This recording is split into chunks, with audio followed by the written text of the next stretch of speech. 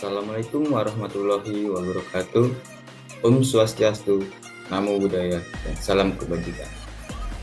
Saya Rifki Rahman dari kelompok 7 yang beranggotakan Safwan Fikri, Miftahul Imam Astrawan, Mutawakil, Malwa Narulita, Intan, dan Riyadil Jannah.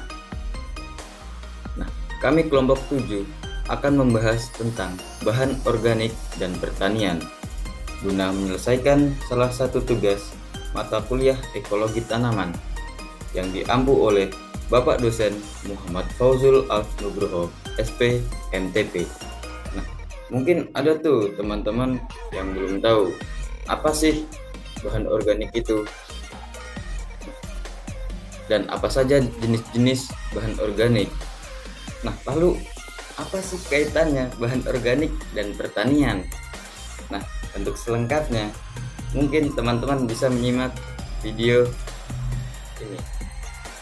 Selengkapnya mohon disimak baik-baik ya teman-teman. Oke, baik. Terima kasih kepada moderator yang memberikan saya waktu untuk memaparkan beberapa materi, yaitu bahan organik dan pertanian. Bahan organik dan pertanian ini mempunyai pengertian, yaitu pengertian bahan organik. Bahan organik adalah segala sesuatu yang mengandung senyawa karbon yang dibentuk oleh organisme hidup.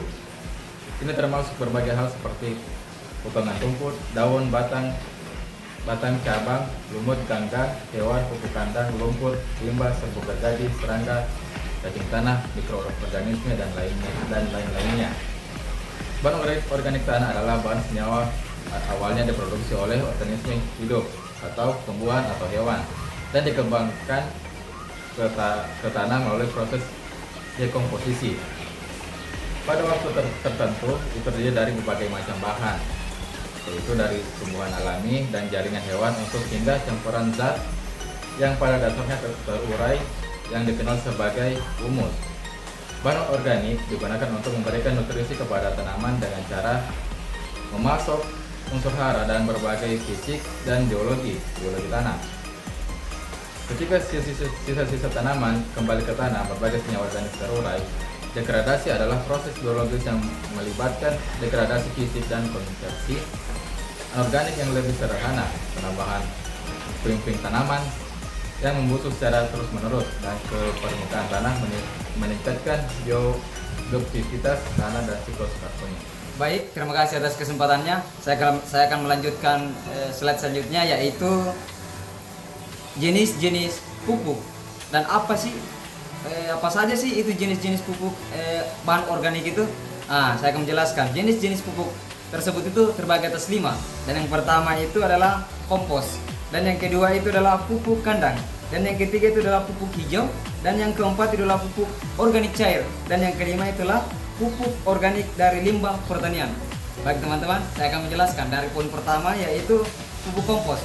Pupuk kompos merupakan hasil dari pertanian bahan-bahan organik seperti daun, jerami, sisa tanaman yang lainnya, yang dimana kompos ini mengandung nutrisi yang baik untuk bagi tanaman. Dan poin yang kedua yaitu pupuk kandang, yang dimana kita ketahui sendiri pupuk kandang itu berasal dari kotoran hewan yang dapat dimanfaatkan untuk tanaman tersebut, seperti kotoran kambing, ayam, kerbau, kuda, dan lain-lainnya. Itu bisa dimanfaatkan sebagai pupuk bahan organik untuk tanaman. Dan poin yang ketiga yaitu pupuk hijau, yang dimana pupuk hijau ini merupakan tanaman yang ditanam dan kemudian dipotong di tanaman tersebut. Oke. Dan poin keempat yaitu pupuk organik cair, yang dimana pupuk organik cair ini dibuat melalui proses fermentasi bahan organik seperti tanaman atau limbah buah-buahan yang dicairkan untuk sebagai pupuk cair pada tanaman tersebut. Dan poin yang kelima yaitu pupuk organik dari limbah pertanian, seperti baik itu dari industri, baik itu dari sisa-sisa perusahaan-perusahaan yang lainnya yang dapat dimanfaatkan untuk bahan organik tersebut. Adapun tujuan bahan organik dalam pertanian terbagi menjadi 2, yaitu tujuan dalam jangka pendek dan jangka panjang. Pertama, jangka pendek, mensukseskan program pengentasan kemiskinan melalui peningkatan pemanfaatan peluang pasar dan ketersediaan lahan petani yang sempit.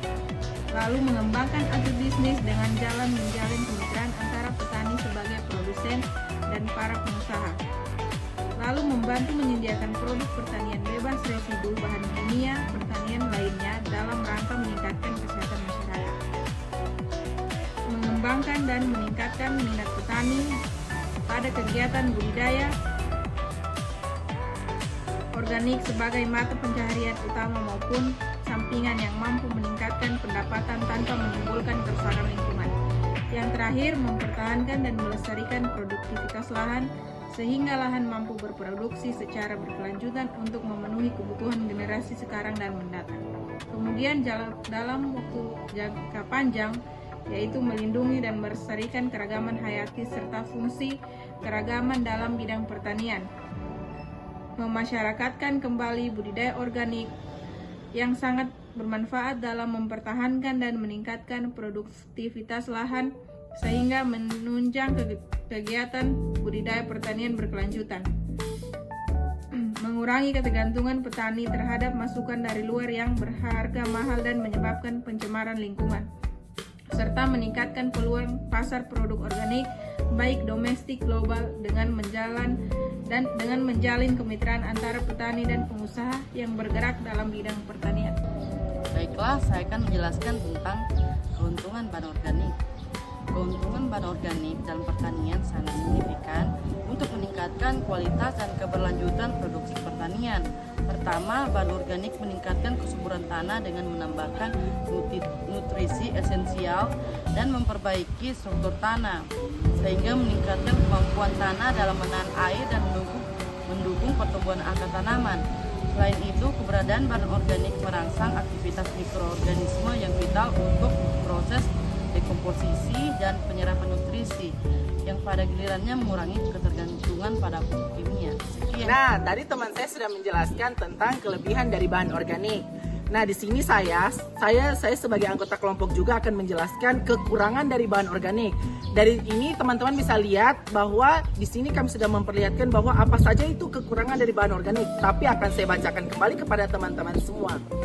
Meskipun penggunaan bahan organik dalam pertanian memiliki banyak keuntungan, terdapat beberapa kekurangan yang harus diperhatikan. Salah satunya masalah utama adalah ketersediaan dan biaya pengadaan bahan organik yang terkadang dapat menjadi mahal dan sulit dijangkau, terutama bagi petani kecil. Selain itu, proses dekomposisi bahan organik memerlukan waktu sehingga manfaatnya mungkin tidak segera terlihat dalam jangka pendek. Jadi itu tadi kekurangan dari bahan organik terhadap pertanian, seperti itu. Baik, selanjutnya masuk ke slide berikutnya, yaitu faktor-faktor bahan organik. Baik, di sini saya akan menjelaskan apa saja sih faktor-faktor bahan organik tersebut.